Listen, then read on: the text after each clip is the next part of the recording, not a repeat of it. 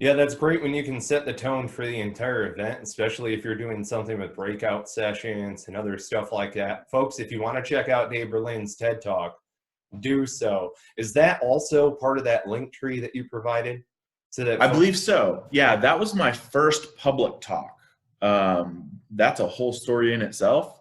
But yeah, just being part of a community. I was part of a 5 a.m. mastermind. We met for coffee okay. Friday mornings at 5 a.m. and we all talked about big dreams and goals. And I set the goal in 2023 to do a TED Talk.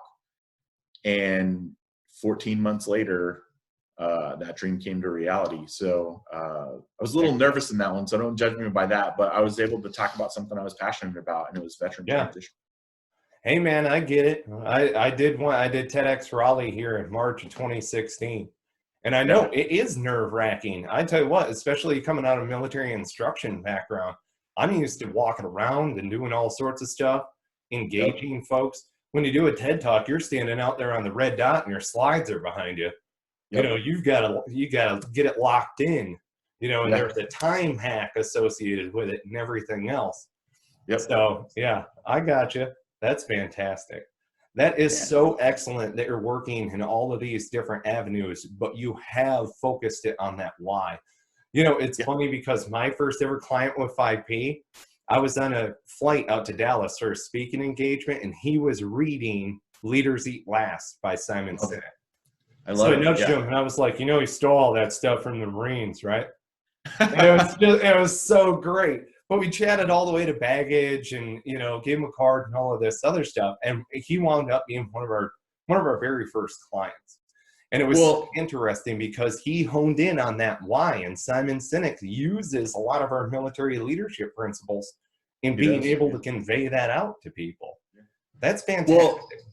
Well, the just in, I'm sure it might tie into the conversation. His newest book is called The Infinite Game, and I read it in December. And again, I'm always addicted to their ideology and things like that. And in December, I was like, this is the most powerful conversation we're ever going to have in business. Yep. 3 months later, as we all entered quarantine, what's interesting is the principles of that book stand more true now than ever. So I've started talking with their organization a little bit more, attending some of their virtual workshops, seeing how they're pivoting and making that change. But one of the things that I brought up, and it's interesting how you got one of your best relationships from seeing somebody read that book. I take a couple of copies of different books all the time, everywhere I go. That's how I start new relationships. I'll just set them out on the table.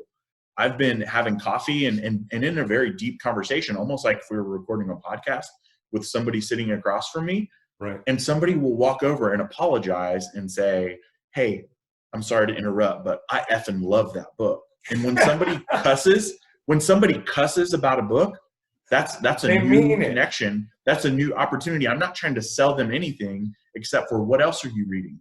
Who Yeah. else are you learning from? How can we collaborate? How can we connect? And how can we create something incredible? So to me, that it all starts with relationships.